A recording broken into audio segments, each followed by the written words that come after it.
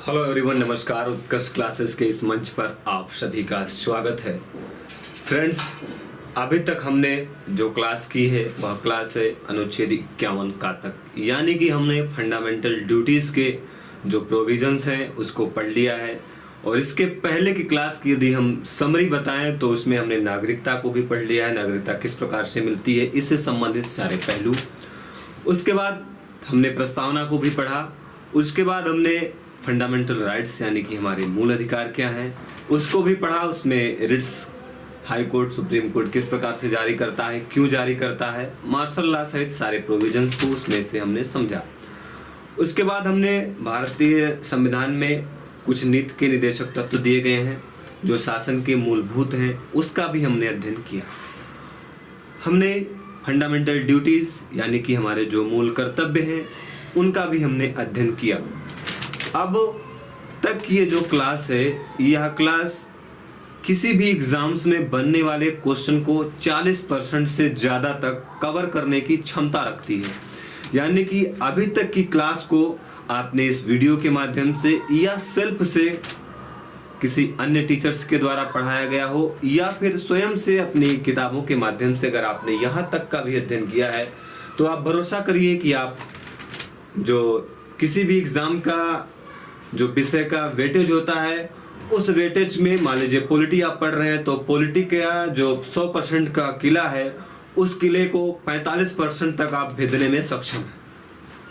आज से जो हमारी क्लास कंटिन्यू होगी और आने वाली 5 से 7 क्लास अगर आप देखेंगे या आप स्वयं से पढ़ेंगे तो आप यूपीएससी में या पीएससी में या किसी अन्य एग्जाम्स में जो प्रश्न बनेंगे उसको आप फिर 40 से 45% कवर करने की स्थिति में होंगे। मेरे कहने का मतलब ये है कि पॉलिटी के कुछ ऐसे टॉपिक हैं जैसे प्रस्तावना हो गया, मूल अधिकार, मूल कर्तव्य, नीति निर्देशक तत्व, फंडामेंटल ड्यूटीज, सरकार यानी कि उसमें केंद्र स्तर, राज्य स्तर और judiciary, high court, supreme court, lower court, subordinate court, और उसके बाद पंचायती राज जिसमें 73वां संविधान संशोधन और 74वां संविधान संशोधन।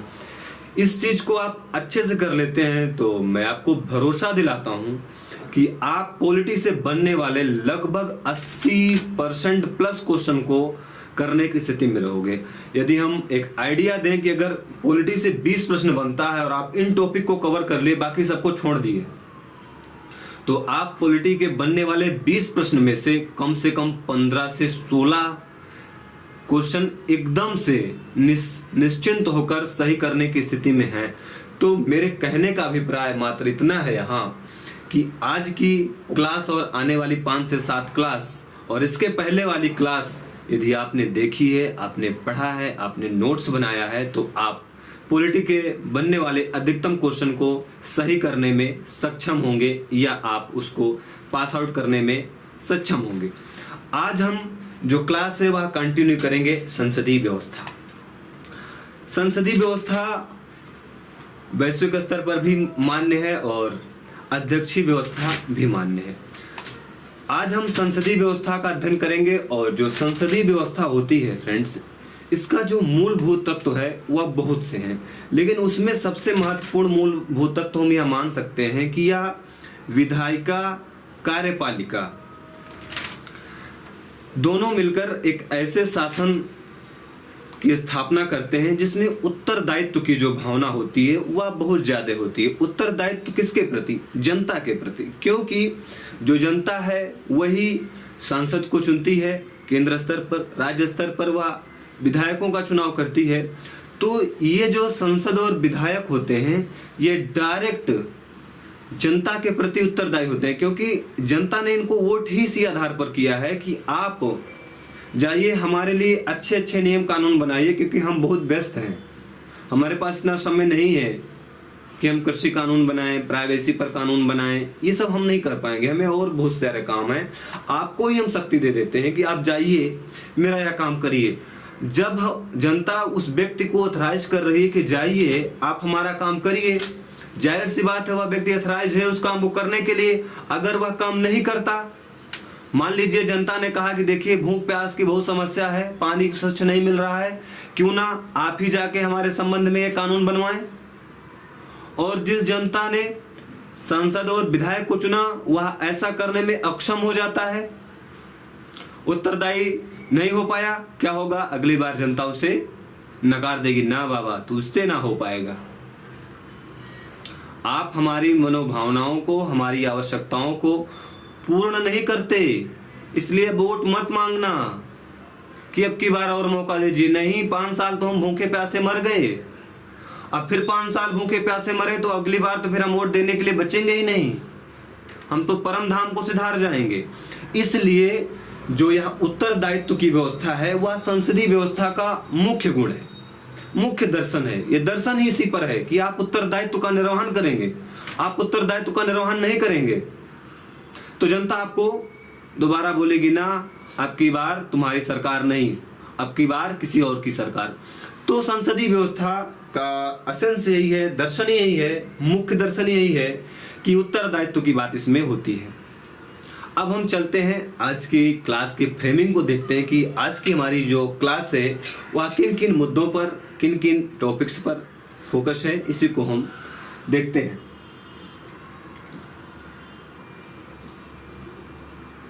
संसदीय व्यवस्था पढ़ रहे हैं, मैंने आपको पहले बताया है, और इसके तहत हम क्या क्या देखेंगे।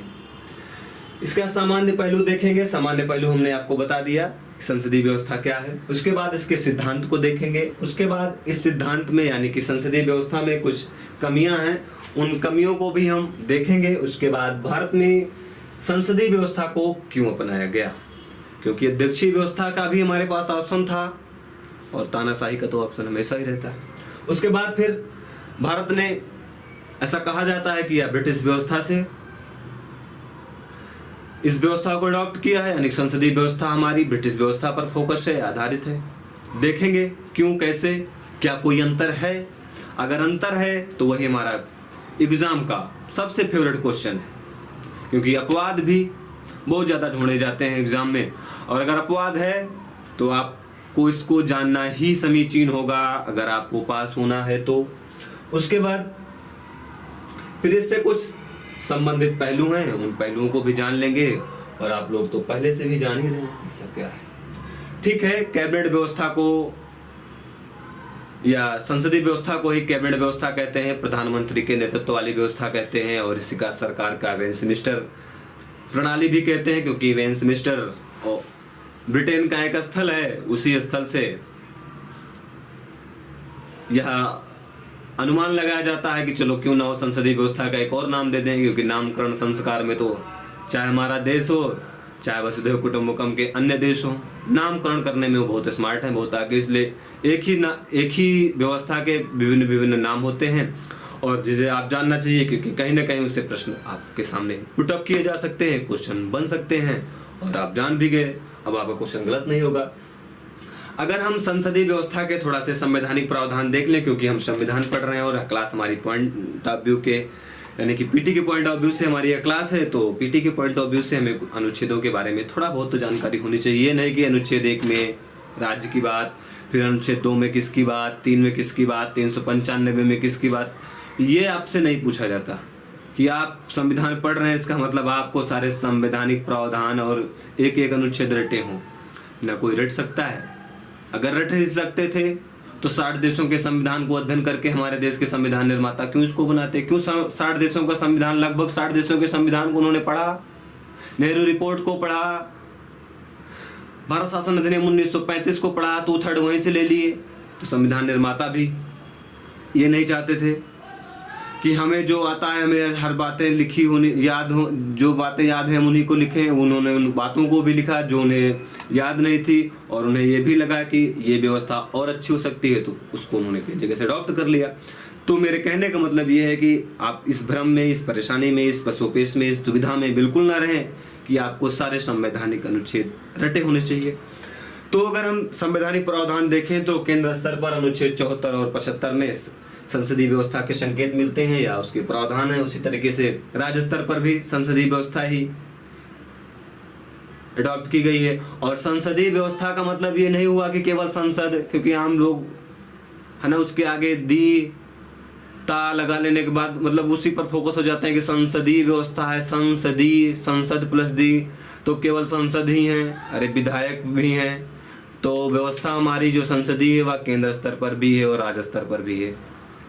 केंद्र स्तर पर अनुच्छेद 74 और 75 में इसका वर्णन है और राज्य स्तर पर आर्टिकल 163 और 164 पर इसका वर्णन है। 163 और 164 में इसका वर्णन है। अब जरा आगे देखते हैं कि जो हमारी संसदीय व्यवस्था है या वैश्विक स्तर पर जो संसदीय व्यवस्था दिखाई देती है उसके सिद्धांत क्या होते हैं, किन सिद्धांतों पर। कोई व्यवस्था है तो उसके कुछ सिद्धांत होंगे, कुछ उसके अवयव होंगे, कुछ उसके एलिमेंट होंगे जिस पर वह व्यवस्था चल रही होगी। तो उस व्यवस्था को हमें जानना चाहिए, उस व्यवस्था के गुण अवगुण को जानना चाहिए। वही इसका विश्लेषण है। विश्लेषण का मतलब क्या हुआ, उसकी अच्छी बातें भी, उसमें जो सुधार की बातें हैं वो भी, और उसकी जो कमियां हैं वो भी हमें पता होनी चाहिए। विश्लेषण है, आप में इसमें सब लिखते हैं, जानते हैं। तो जो संसदीय व्यवस्था है हमारी, उसकी जो प्रमुख विशेषता है उत्तरदायित्व की भावना है। विधायिका के प्रति कार्यपालिका उत्तरदायी है। पहले इसी को एक बार इस टर्मिनोलॉजी को क्लियर कर देते हैं।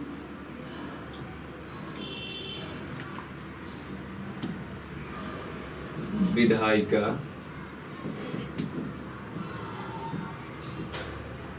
प्लस कार्यपालिका।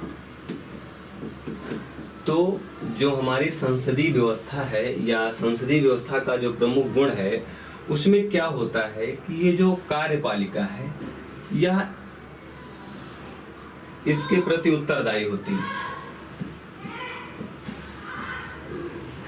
और कार्यपालिका को मैंने पहले ही बताया था, इसका मतलब ये हुआ कि जो नियमों को लागू कराए या कानूनों को लागू कराए, यानी कि कार्यपालिका बराबर मंत्री परिषद, यानी कि मंत्री या कैबिनेट। यानी कार्यपालिका का निर्माण कैसे, मंत्रियों से होता है, और विधायिका का निर्माण कैसे, सांसदों से या विधायकों से। और सांसद में लोकसभा के भी सांसद होते हैं, राज्यसभा के भी सांसद होते हैं, और विधानसभा में विधानसभा के सदस्य भी होते हैं और विधान परिषद के भी सदस्य होते हैं। बस इतना जानिए, आगे जब ये क्लास होगी, क्योंकि क्लास हमारी आज संसदीय व्यवस्था पर है, तो हमें संसदीय व्यवस्था का विश्लेषण करना है, ना कि जितने जितने इसमें टर्म आए सबको हमें क्लियर करना है। तो ये क्लास तो 5 घंटे में भी नहीं स्पष्ट कराई जा सकती।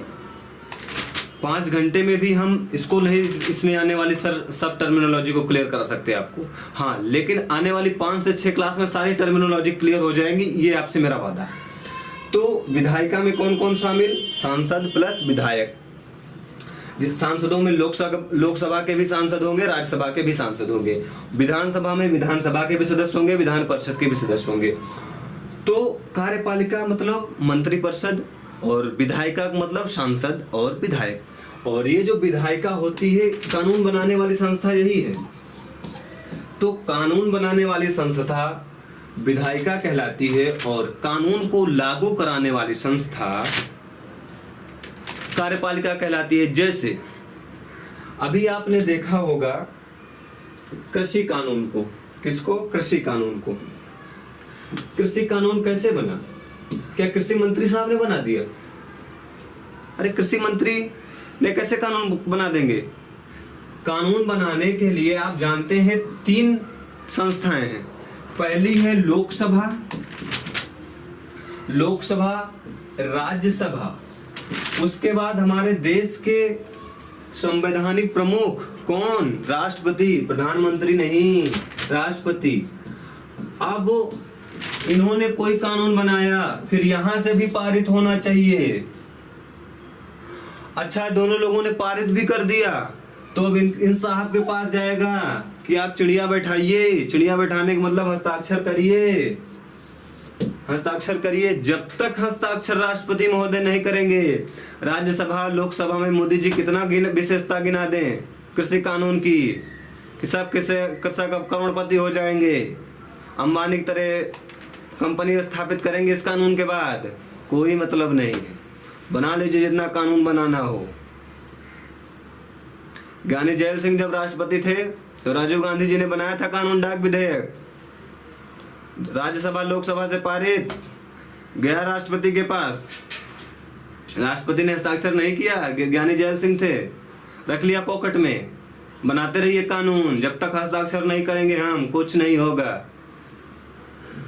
उसको उन्होंने जेल में ही रख लिया। राजीव गांधी जी इस धरती को छोड़ भी दिए बेचारे, लेकिन वो कानून नहीं बना।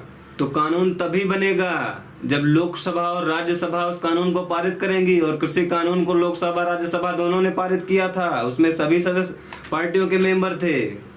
इस बात को भी आप ध्यान रखिए। आपको ये मत कहिए कि किसी एक पार्टी ने इसको बना दिया है। राज्यसभा में एनडीए गवर्नमेंट का बहुमत नहीं है, अभी बहुमत से कम है, फिर भी पारित हुआ। यानी कि पारित कराने में सभी पार्टियां थी, हल्ला बोलने में सभी पार्टियां थी। सदन में भी काम करेंगे, बाहर भी काम करेंगे। यही तो लोकतंत्र है कि बोलेंगे हर जगह, काम करेंगे हर जगह, चाहे देश का विकास हो चाहे देश का विनाश हो। तो आप जान गए इस टर्मिनोलॉजी को। अब फिर से हम इसी पर आते हैं। तो संसदीय व्यवस्था की सबसे प्रमुख विशेषता यह है कि उत्तरदायित्व होता है। और उत्तरदायित्व में क्या होता है कि कार्यपालिका हमेशा विधायिका के प्रति रिस्पॉन्सिबल होती है।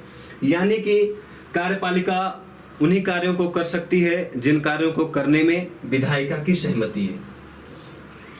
आप समझ गए। बार बार ये प्रश्न आएगा कि हमारी संसदीय व्यवस्था की सबसे बड़ी विशेषता यह है कि हमारी विधायिका जो है कार्यपालिका पर उत्तरदायित्व है या उसकी बातों के अकॉर्डिंग चलती है। तो आप समझ गए। अगर कार्यपालिका शब्द कहीं भी आए तो आप इसका समझना अर्थ ये है कि मंत्री परिषद या मंत्रिमंडल या कैबिनेट मंत्री या कैबिनेट। और कहीं भी विधायिका शब्द आ जाए इसका सिंपल सा मतलब है संसद, संसद में राज्यसभा लोकसभा। यदि बात राज्य स्तर की हो रही है, मान लीजिए फॉर एग्जांपल महाराष्ट्र की बात हो रही है, तो आप समझ लेना कि महाराष्ट्र के जो विधायक हैं, अगर वहाँ विधान परिषद है तो वहाँ के विधान परिषद। अगर जैसे यूपी का उदाहरण लें तो यूपी में विधायिका शब्द प्रयोग किया जा रहा है तो यूपी के विधानसभा और विधान परिषद दोनों सदस्य शामिल हैं। विधानसभा क्या होती है, विधान परिषद क्या होती है, सब आगे आपको क्लियर हो जाएगा। यहाँ भ्रम में मत रहिए, टेंशन में मत रहिए। बस इतना जानिए कि हमारी विधायिका कार्यपालिका पर उत्तरदायित्व का निर्वहन करती है। आप समझ गए। अब हम फिर से चलते हैं अपने प्रीवियस प्लेस पर। अब इसमें देखते हैं दूसरा इसका गुण है कि दो प्रमुख का एक साथ होना। यानी कि आप खूब पढ़े हैं, खूब रटे हैं कि हमारा एक वास्तविक प्रमुख होता है, एक संवैधानिक प्रमुख होता है।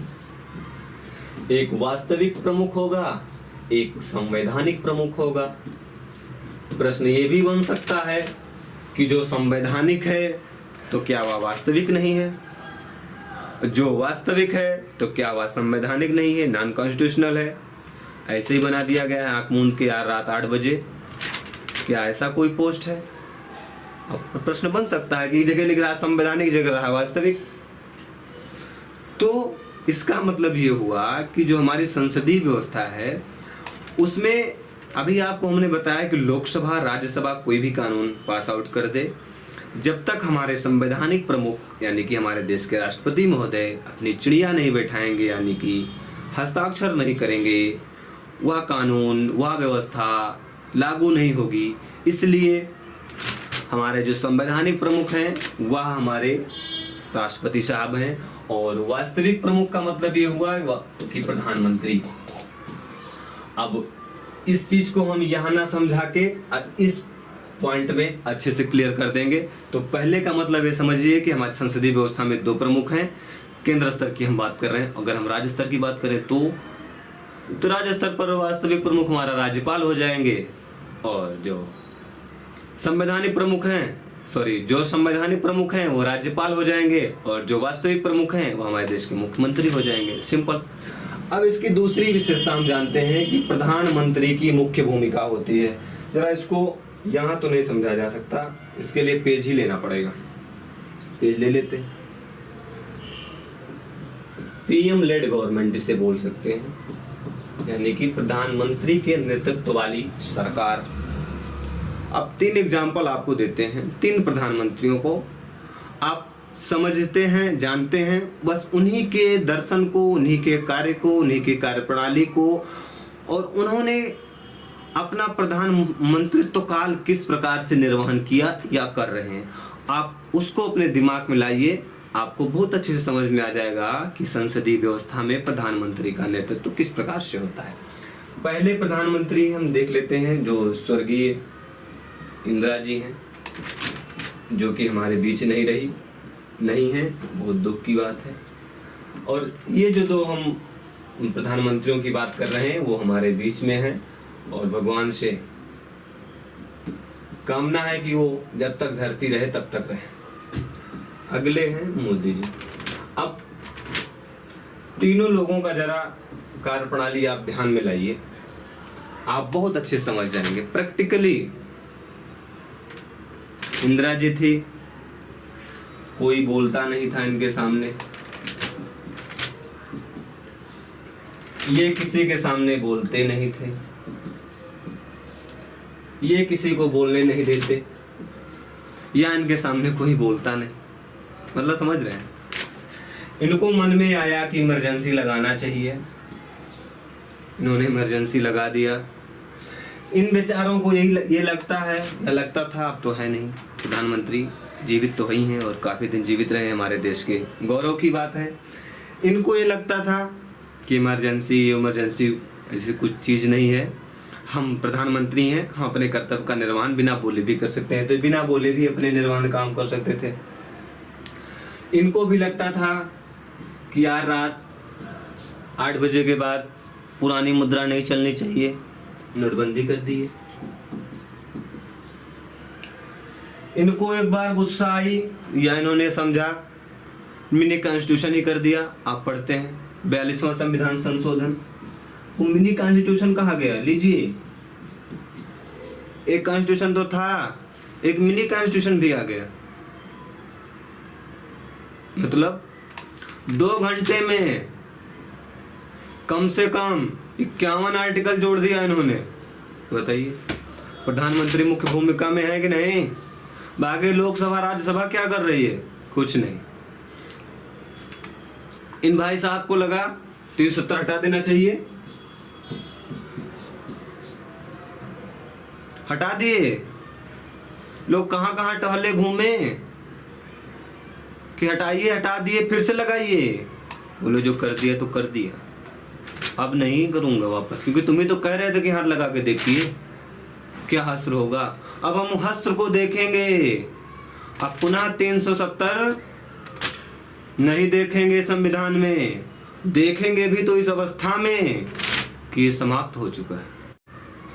मतलब समझ रहे हैं कि इंदिरा जी को जो मन में आया वो करी, मनमोहन सिंह को कुछ समझ में नहीं आया, किया ही नहीं। तभी ने भाई इतने पढ़े लिखे लोग हैं, इनका एक वाकया मैं बताता हूं आपको कि ये इनके कैबिनेट के जो लोग थे, जिसमें से आप पवार साहब थे सीपीआई वाले, उसके बाद लालू जी चारा वाले, ठीक है, ये लोग जब जाते थे तो मनमोहन सिंह जी कुर्सी पर बैठे नहीं, खड़े हो जाते थे। ये भी प्रधानमंत्री थे, ये भी प्रधानमंत्री हैं, ये भी एक प्रधानमंत्री हैं कि इनके जाने पर सब खड़े हो जाते हैं। तो आप देख रहे हैं। और एक एग्जांपल देखिए, राज्यों में चुनाव हो रहा है, मोदी चच्चा बोल रहे हैं कि उनको मत देखिए, हमको देखिए। राजस्थान का एग्जांपल देखिए, वसुंधरा राजे की सरकार को संकट था, मोदी जी बोले मैडम जी को मत देखिए, हमको देखिए।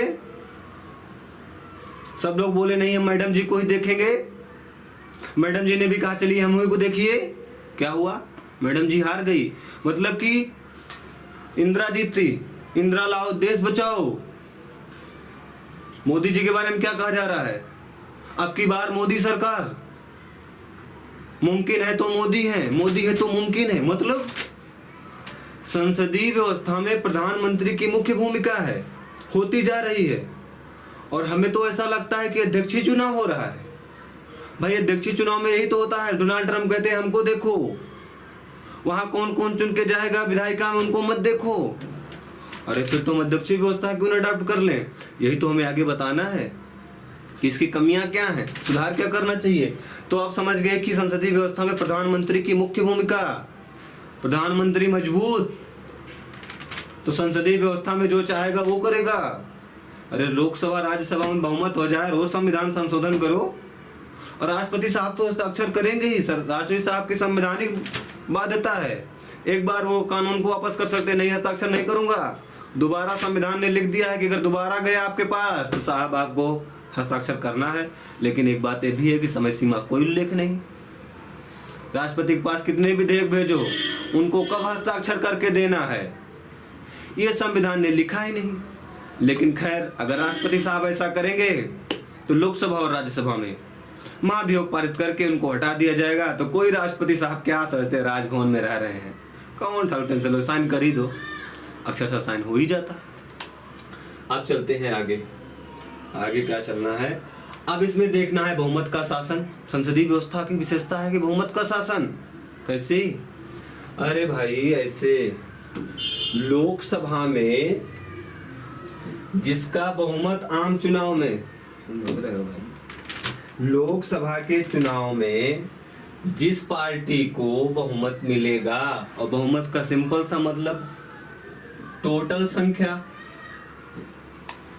का हाफ प्लस 1, यानी कि 500 सदस्य हैं तो इसको 2 से डिवाइड कर दीजिए, आधा हो जाएगा, और आधे से 1 कर दीजिए तो बहुमत हो जाएगा, यानी कि 250 प्लस 1 251। जिस पार्टी के या जिस गठबंधन के सदस्य हो गए वो राष्ट्रपति साहब के सामने मैं भारत के प्रधानमंत्री के रूप में शपथ लेता हूं, लेके खड़ा हो जाएगा, प्रधानमंत्री बन जाएगा। कहने का मतलब ये हुआ कि संसदीय व्यवस्था की यह विशेषता है कि जिस व्यक्ति को बहुमत मिलेगा उसी व्यक्ति का शासन होगा। अगली बात है दोहरी सदस्यता। इसको तो समझाना ही पड़ेगा अच्छे से, ठीक। दोहरी सदस्यता का क्या मतलब है,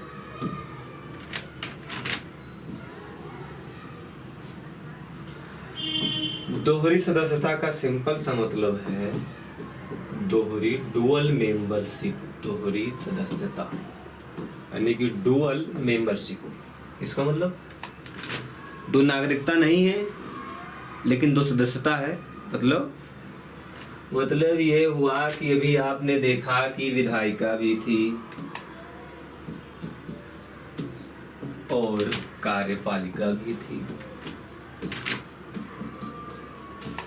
विधायिका में कौन शामिल, सांसद। केंद्र स्तर पर पढ़ रहे हैं इसलिए हम सांसद शब्द ही लिखते हैं, और सांसद में LS और RS मतलब लोकसभा राज्यसभा। और कार्यपालिका में मैंने बताया कि इसमें मतलब मंत्री, और मंत्री की भी कैटेगरी है, कैबिनेट मंत्री स्वतंत्र प्रभार, उप राज्य मंत्री, राज्य मंत्री, आगे सब पढ़ाएंगे, यहाँ बस इतना जानिए। तो हमको मेरा मेन फोकस क्या है आपको समझाने का कि दोहरी नागरिकता। कहने का मतलब यह है कि कार्यपालिका की संरचना विधायिका से ही होती है, या ऐसे हम दूसरे शब्द में कहें तो यूं कह सकते हैं कि कार्यपालिका का निर्माण विधायिका से ही होता है। अरे आप बोलो ये तो बता दो कि क्या कैसे, आप इसी को घुमाए जा रहे हो। घुमा नहीं रहा हूं, बता रहा हूं। इसका मतलब ये हुआ कि आप सांसद हैं तभी आप मंत्री बनेंगे, यानी कि जो व्यक्ति सांसद है वही व्यक्ति मंत्री बन सकता है। इसका मतलब ये नहीं कि हर सांसद मंत्री है, इसकी एक संख्या डिसाइड की गई है। टोटल कितना, 15%। कुल संख्या का केवल 15% ही मंत्री बन सकते हैं। मंत्री मतलब कार्यपालिका बन सकती है। तो कहने का मतलब यहाँ यह है कि जो मंत्री होते हैं वह मंत्री भी हैं और विधायिका के भी सदस्य हैं, यानी कि जो मंत्री बनेगा वह एक साथ 2 सदस्यता ग्रहण करेगा। 2 सदस्यता का मतलब ये नहीं लोकसभा से भी राज्यसभा से, इसका मतलब 2 पद। एक पद हो गया उसका संसद का, दूसरा हो गया मंत्री का। तो इसमें दोहरी सदस्यता पाई जाती है कि सांसद ही मंत्री बनेगा। लेकिन एक प्रश्न आपके दिमाग में आया होगा कि अच्छा ये बताइए, स्मृति ईरानी जी चुनाव हार गई थी, मनमोहन सिंह जी चुनाव हार गए थे, तो वो कैसे कार्यपालिका के सदस्य बन गए? तो देखो ना, ये जो राजनेता होते हैं ना, ये बहुत होशियार होते हैं। इन्होंने एक संविधान में प्रोविजन डाल दिया कि चुनाव हारने के बाद भी हम मंत्री बन सकते हैं। आप महाराष्ट्र की उद्धव सरकार जो है, उद्धव ठाकरे की, उसका उदाहरण देख सकते हैं। उद्धव ठाकरे जी मुख्यमंत्री बनते समय विधानसभा के सदस्य नहीं थे, लेकिन फिर भी मुख्यमंत्री बने। तो उसका प्रोविजन है, संवैधानिक प्रावधान है, उसी का लाभ लोग उठाते हैं कि 6 महीने तक आप बिना विधानसभा और लोकसभा राज्यसभा के सदस्य बने हुए भी प्रधानमंत्री, मुख्यमंत्री, मंत्री सब बन सकते हैं। तब तो इसमें तिरानी अमेठी में जाकर कह रही थी कि हमको जिता दीजिए। मंत्री देखो हम ही बने ना, क्या फायदा पाए हरा के? दोबारा जनता ने कहा क्या फायदा, है तो वैसे भी मंत्री बनेंगे, जिता ही दो। तो एक साथ डबल पद होते हैं संसदीय व्यवस्था में। आगे चलते हैं, आगे नहीं चलना है।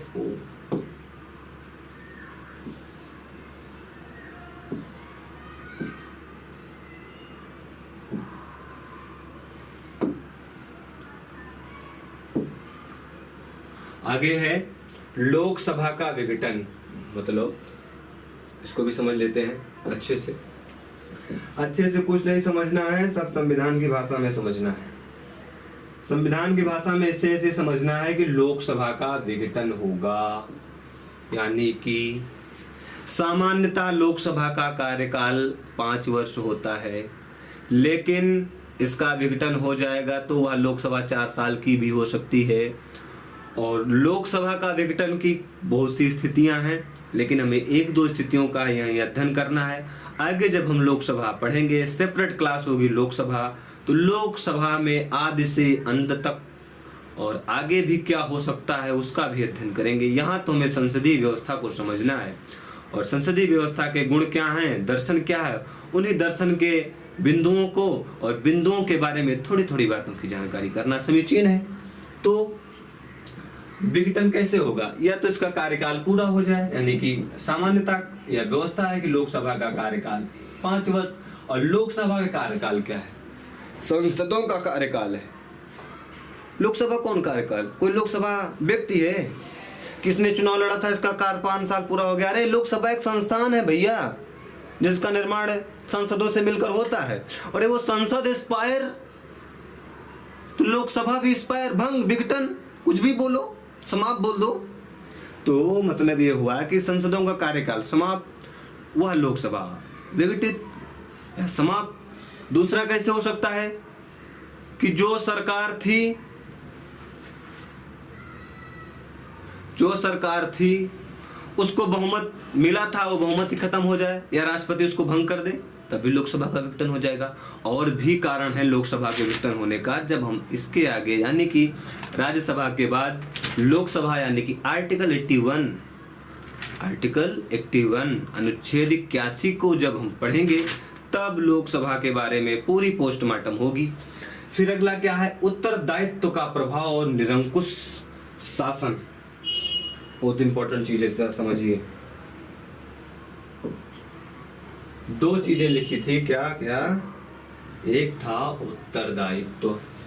उत्तरदायित्व तो हमने पहले ही आपको बता दिया कि हम लोग उत्तरदायी बहुत हैं। कर देते वसुधैव कुटुंबकम, मतलब हम पूरे विश्व के प्रति उत्तरदायी हैं, क्योंकि मेरा विश्व ही मेरा परिवार है, और परिवार के प्रति व्यक्ति उत्तरदायित्व का निर्माण तो करता ही। तो हम लोग उत्तरदायित्व तो बहुत ले लिए, पूरे विश्व का ले लिए। हम पुनः विश्व गुरु बन जाएंगे, यानी कि पूरे विश्व को पढ़ा देंगे। चलिए पढ़िए, यूट्यूब पर क्लास लग रही है, यूट्यूब पर नहीं तो ऐप पर पढ़ लीजिए, नहीं तो ऑफलाइन आके बैठ जाइए, तब ना इतना शिक्षा में क्रांति हो रही है। हर दिन यूट्यूब पर टीचर आ रहे हैं, सब विश्व गुरु बना रहे हैं, सब विश्व गुरु बना रहे हैं भारत को, ऐसे भी समझिए। फिर अगला क्या है? उत्तरदायित्व तो निरंकुश। इसको भी हमने आपको बता दिया, लेकिन फिर भी बता देते हैं। भाई कोई भी विधेयक को पारित कराना है, निरंकुश तक जरा समझिए। यही व्यवस्था है कि कुछ साधारण विधेयक से, कुछ साधारण बहुमत से पारित होते हैं, कुछ विशेष बहुमत से पारित होते हैं, और कुछ विशेष प्लस आधे से ज्यादा राज्यों का अनुसमर्थन। अभी इतना समझिए, हम सबके बारे में आपको बताएंगे, लेकिन यही सब नहीं बता देंगे। यही बता देंगे तो संसदीय व्यवस्था की तो क्लास पूरी नहीं हो पाएगी, ये भी नहीं पूरा हो पाएगा, कुछ भी नहीं होगा, आया राम गया राम की स्थिति हो जाएगी। बस क्लास आप देखेंगे और देखते रह जाएंगे। तो हमारे संविधान में किसी भी व्यवस्था को अडॉप्ट करना है तो आप कुछ साधारण से कर दीजिए, कुछ विशेष से कर दीजिए, और कुछ आदेश राज्यों के समर्थन ले लीजिए प्लस विशेष ले लीजिए। इससे ही संशोधन आप करा सकते हैं। अब जरा वर्तमान स्थिति देखिए, एनडीए गवर्नमेंट सत्ता में है, नेशनल डेमोक्रेटिक अलायंस, और एक यूपीए है जिसमें यूपीए है जिसमें United progressive alliance, basically Congress आप इसे कह सकते हैं। एनडीए को आप भाजपा बोल सकते हैं। अब एनडीए का तीनों स्थिति है एनडीए के पास में, जो देखो लोकसभा में भी बहुमत, प्रचंड बहुमत, राज्यसभा में भी लगभग स्थिति ठीक ठाक है, कोई भी विधेयक तो पारित करा ही ले रहे हैं। अरे जब 370 को हटा दिया उस समय बहुमत नहीं था। जब वो 370 जैसे मुद्दों को हटा सकते हैं, जब उनका स्वयं का बहुमत ना हो राज्यसभा में, तो आम कानून की क्या स्थिति है आप अनुमान खुद ही लगाएं। तो साधारण बहुमत कराने की भी स्थिति में है लोकसभा राज्यसभा में भी, और आधे से राज्यों का अनुसमर्थन, यानी कि मान लीजिए फॉर एग्जांपल 28 राज्य हैं और 28 का आधा कर दीजिए, कितना, गलत हो तो आप जोड़ना, हम आधे की बात करें, चलो ठीक है 28 सही है। आधे से ज्यादा राज्यों का समर्थन हो जाए यानी कि 15, और इस समय तो लगभग राज्यों की भी स्थिति भाजपा के प्रति अच्छी ही है। अच्छी का मतलब ये नहीं कि हर राज्य में चुनाव जीत जाएंगे, इसका मतलब है कि राज्यों में चुनाव जीते हैं। बात को जरा पकड़िए, किसी पार्टी से मुझे मत बांधिए। हम संविधान पढ़ा रहे हैं और संविधान को पढ़ाने के लिए एग्जाम्पल्स का सहारा लेना आवश्यक है। पॉलिटिक पढ़ रहे हैं और उदाहरण सब चल रहे हैं पर्यावरण के, कैसे समझेंगे भाई।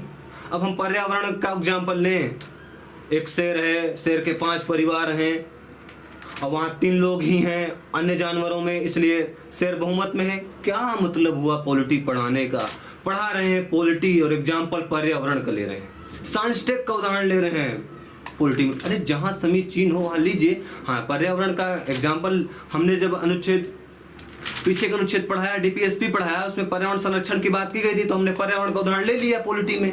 अब यहाँ भी ले रहे हैं, ऐसे नहीं चलता है। मेरे कहने का मतलब ये है कि जो भी एग्जाम्पल दिए जा रहे हैं वो आपके अंडरस्टैंडिंग के लिए दिए जा रहे हैं, पॉलिटी को जीवंत बनाने के लिए दिए जा रहे हैं। अब वो निरंकुश तो कैसे हो सकती है सरकार, अगर चाहे तो एनडीए गवर्नमेंट कैसे हो सकती है। साधारण बहुमत से वो कानून पास करा ले रही है, विशेष बहुमत से भी कानून पारित करा ले रही है, और आधे से ज्यादा राज्यों का भी उसे समर्थन प्राप्त है। यही इंदिरा जी के साथ में भी था। 2 घंटे में मिनी कॉन्स्टिट्यूशन बना दिया। संविधान बनाने के लिए 2 वर्ष 11 माह 18 दिन लगे। पूरे संविधान को बनाने में कितना समय, 2 साल 11 माह 18 दिन। 60 देशों के संविधान का अध्ययन, 1935 के अधिनियम का, यानी कि भारत शासन अधिनियम 1935 के 2/3 को भी शामिल कर दिया गया, तब भी 2 वर्ष 11 माह 18 दिन लग गया, और इंदिरा जी को मात्र 2 घंटे लगा। क्या दर्शा रहा है कि सत्ता जिसके पास होगी वह निरंकुश हो सकता है, उसका जो मन करेगा वो करेगा। मोदी जी चाहेंगे तो आ जाएंगे, राष्ट्र संबोधन के नाम पर भाइयों और बहनों आज रात 8 बजे से नोट बंद, क्योंकि इन नोटों में अब दम नहीं बची है, और जो दम बची है वो कुछ लोगों के पास है। इसलिए मैं चाहता हूं कि नोट नहीं डिजिटल मुद्रा चले। क्या क्या हुआ था सब जान ही रहे हैं आप। उसका पक्ष क्या है, विपक्ष क्या है, वो सब भी आप जानते हैं। तो संसदीय व्यवस्था में ये हो सकता है कि एक सरकार राज्यसभा में भी बहुमत में रहे, लोकसभा में बहुमत रहे, राज्यों में भी उसे सरकारों का समर्थन प्राप्त हो, तो कोई भी संशोधन कर सकता है। और जो संशोधन अगर देखो करे तो अच्छी बात है, कुछ भी कर डाले ये निरंकुश बात है। संविधान की भाषा में, राजनीति शास्त्र की भाषा में आप करिए, आपको ऑथराइज किया गया है, आप व्यवस्था के तहत ही कर रहे हैं। लेकिन ऐसा नहीं कि हर समय हर व्यवस्था, हर स्थिति, हर व्यक्ति, हर परिस्थिति में सुटेबल हो। इसलिए संसदीय व्यवस्था में निरंकुशता भी हो सकती है। और उत्तरदायित्व तो मैंने बता ही दिया कि संसद को चुना गया कि जाइए हमारे लिए जल नीति बनाइए, जाइए हमारे लिए पर्यावरण नीति बनाइए, जाइए हमारे एडुकेशन के लिए कुछ काम करिए।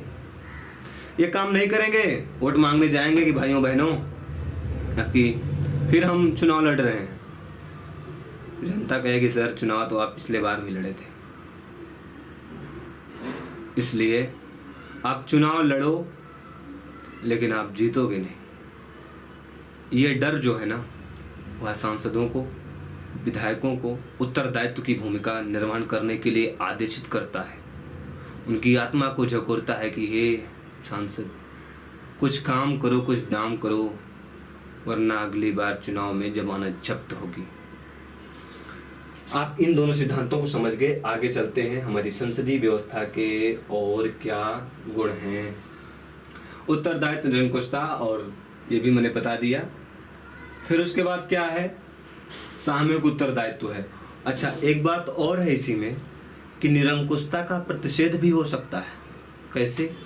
ऐसे कि जो लोग कार्य करते हैं वह अपने उत्तरदायित्व का यदि निर्वहन नहीं करेंगे अपने कार्यों का, तो जनता उन्हें दोबारा काम करने के लिए दोबारा चुनेगी नहीं। इसलिए वो सोचेंगे देखिए निरंकुश होकर कार्य मत करिए कि जो मन में आ जाए वही कर डालो, वरना अगली बार जनता जमानत जब्त करा देगी। फिर अगला है सभी का प्रतिनिधित्व, यानी कि सभी के प्रतिनिधित्व का मतलब ये हुआ कि देखो हमारे संविधान में SC ST के लिए आरक्षण की व्यवस्था की गई है। भाई कहीं तानाशाही है, कहीं राजतंत्र है, तो उसमें तो राजा का पुत्र ही राजा बनेगा। और हम संसदीय व्यवस्था के सबसे बड़ा गुण यही है, कोई किसी भी जाति का हो, कोई किसी भी धर्म का हो। और कुछ लोगों ने तो बहुत रिफॉर्मेटिव कार्य किया, जैसे भारत ने किया।